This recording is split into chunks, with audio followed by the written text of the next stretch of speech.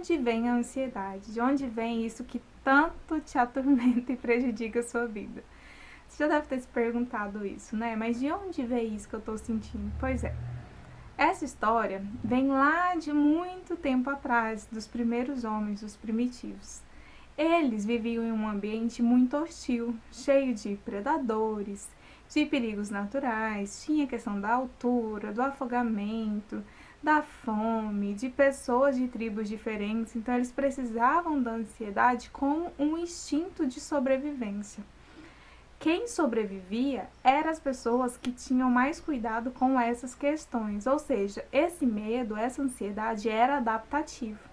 Acontece que toda a humanidade se evoluiu, aconteceu muita coisa, o aumento da tecnologia, então tudo mudou. E aquilo que era adaptativo naquele cenário hoje não é mais. Acontece que durante essa evolução o cérebro humano não conseguiu acompanhar. Então é como se nós tivéssemos um medo primitivo. Aquele mesmo sistema de medo que foi instalado na nossa cabeça lá antigamente, até hoje. Então, por isso é que alguns medos que nós temos parecem não fazer sentido e realmente não fazem. É como se fosse o medo certo no lugar errado, entendeu? Mas aí é muito importante que nós entendamos que o nosso cérebro continuou a funcionar como se nada tivesse acontecido. Só que, como você já sabe, assim como eu, muita coisa aconteceu.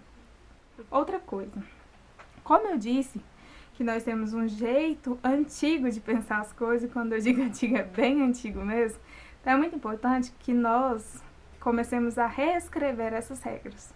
A ansiedade te conta uma coisa que não faz sentido mais, que não tem a ver com essa realidade, e aí você vai lá e muda isso, reescreve. Eu gosto de um exemplo que é como se nós tivéssemos tido uma tatuagem, que aí é essa parte nossa primitiva. Tatuou ali o nosso cérebro com essa verdade. Sabe quando a tatuagem vai ficando feia, ou sei lá, era o nome de alguém e não tem mais essa pessoa na sua vida, e aí você quer reescrever? É mais ou menos isso. Nós vamos fazer uma nova tatuagem em cima dessa para corrigir, para que ela fique melhor de acordo com a nossa realidade, nosso contexto atual. Nós vamos reescrever o seu livro de regras da ansiedade. Claro, eu vou te acompanhar durante todo esse processo. Mas o primeiro ponto, que é muito importante, é que você saiba que a sua ansiedade está mentindo para você. Ela está te contando que a situação é muito perigosa, enquanto que, na verdade, ela não é tão perigosa assim. Então, por isso que você precisa estar atento. Vamos lá, então. Você precisa aprender a questionar as suas crenças disfuncionais. Aqui a crença vai ser esse exemplo que eu contei da tatuagem, tá bom? Essa primeira coisa que foi escrita ali pode estar errada e a gente precisa reescrever algo em cima dela. Nós precisamos perceber a influência que a ansiedade tem sobre nós, a influência que os nossos pensamentos têm sobre a nossa cabeça também. E para isso é importante que você fique atento, porque ele vem muito rápido, como você já deve ter percebido isso, né? Quando alguém te pergunta, mas por que você tá ansioso? O que é que você tá pensando aí? Às vezes é difícil responder isso, porque acontece tudo tão rápido que você não consegue sentir tudo isso ali, perceber de onde é que tá vindo, por que tá acontecendo. E nós vamos perceber a nossa capacidade de reescrever essa situação com ansiedade dentro da experiência, dentro da realidade, que não é a mesma coisa de, por exemplo, eu pensar positivo. Isso não funciona. É diferente eu pensar positivo e eu pensar real. Nós vamos focar aqui no real. Por isso que às vezes você acompanha tanta coisa no Instagram que parece muito legal, mas que não surte efeito, porque ele não vai mais a fundo, fica ali na superficialidade. A gente já sabe de onde ela vem. A ansiedade vem do nosso instinto de sobrevivência que foi colocado lá na nossa cabeça nos primeiros homens. Mas para que a ansiedade é útil então? A ansiedade tinha esse instinto de sobrevivência, ou seja, a função é nos manter vivos. Nosso corpo é uma máquina que nos ajuda a continuarmos vivos.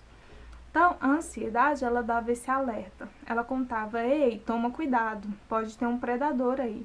Ei, não atravessa esse campo tão grande, porque pode ter algum perigo. Olha, isso está muito alto, não é melhor você dar isso, oferece risco para a sua vida. Então, ela dava alarmes de situações que eram realmente perigosas para garantir a sobrevivência dessas primeiras pessoas, como eu tô contando. Depois, como aconteceu toda a evolução, nós temos muito mais seguranças e recursos agora.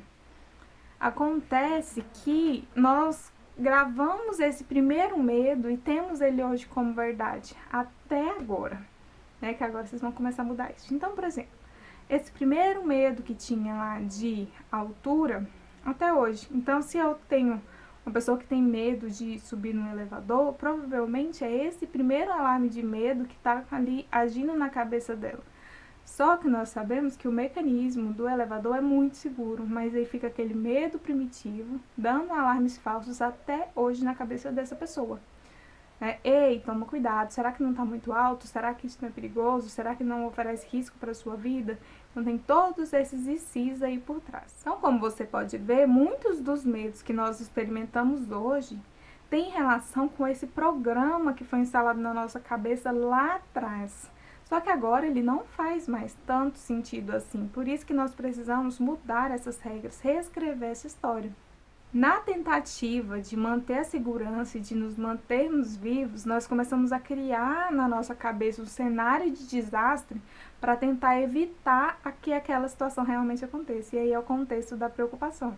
Só que, como nós já sabemos, isso não adianta nada. Se preocupar com alguma coisa não garante que aquilo não aconteça, né? Quer ver um exemplo?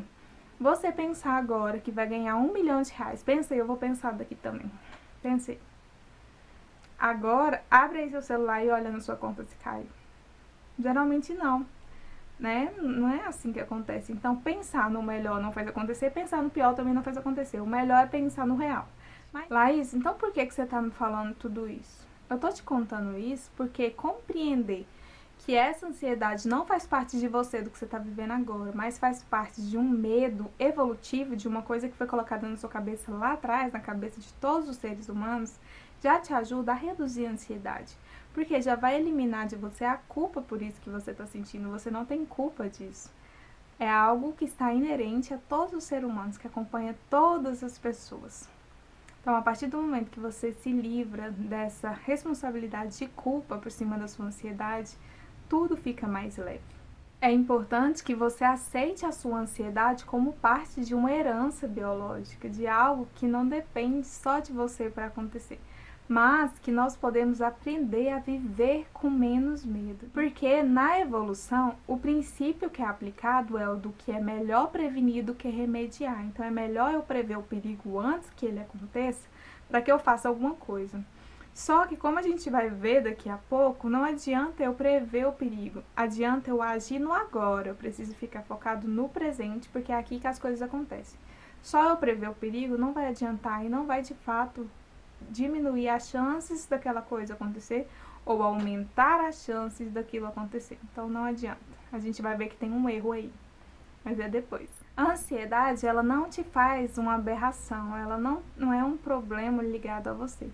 Ela é como se fosse um software, ou seja, um programa de computador que foi instalado na sua cabeça com o objetivo de te manter vivo, de garantir a sua sobrevivência. Pensar a ansiedade desse jeito já ajuda com que ela reduza, porque tira de você a responsabilidade de ter que ser o culpado por causa disso que você está sentindo. Já é tão pesado, imagina carregar essa culpa.